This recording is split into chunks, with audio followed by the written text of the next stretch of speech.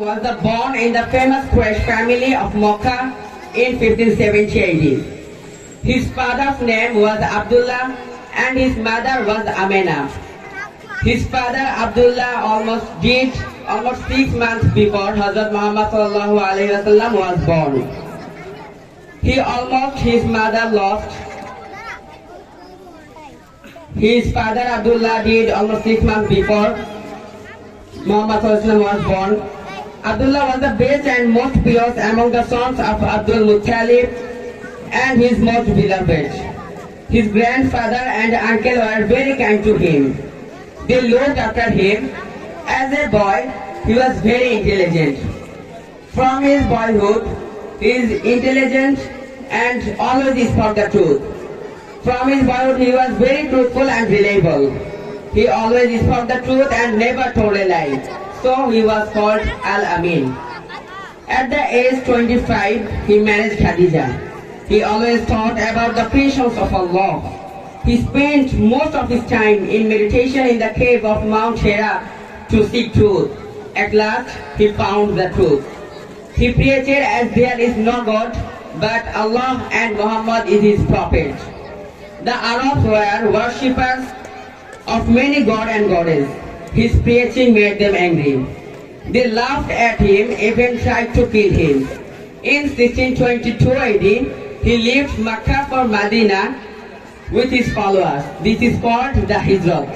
From this date, the Hijri year began in the story of Islam. The people of Medina highly welcomed him. With their help, he conquered Makkah in the 8th Hijri. At the age of 1603, he passed away. He built up a great nation. That's all my speech about the life story of Prophet Hazrat Muhammad sallallahu alaihi wasallam. May this speech be useful for us. Thank you very much for your attention. Assalamu alaikum wa rahmatullahi wa barakatuh.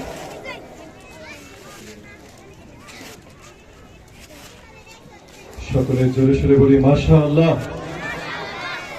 আমাদের পিছনের ছাত্র বন্ধুরা মনে হয় ঘুমিয়ে পড়েছে। আচ্ছা, আমি একটা ভাগ করি। সামনে যারা আছেন, এই মধ্যের সামনে আপনারা মাশাআল্লাহ বলবেন, এরপরে পিছনের বলবেন, দেখবো কাদেরটা জোরে হয়।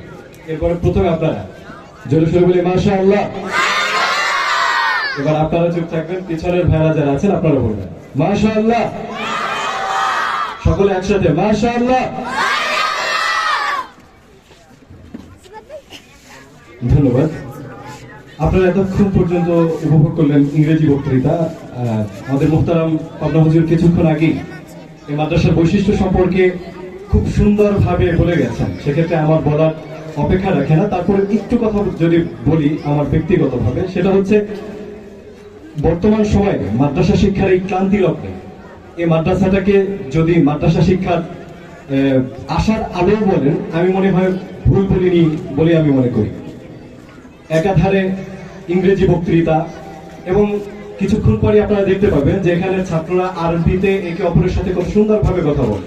আপনার সন্তান কত সুন্দরভাবে যোগ্য হয়ে গড়ে তুলতেছে এখানে সম্মানিত শিক্ষক মন্ডলীরা। সুপ্রিয় উপস্থিতি, এরপর যায় আরবি হেওয়ার নিয়ে, আরবি কথোপকথন নিয়ে মঞ্চে আসছে প্রদর্শনীর জন্য আশরাফুল সামেনের বালক শাখার ছাত্র আশরাফুল ইসলাম ও মবিনুল ইসলাম।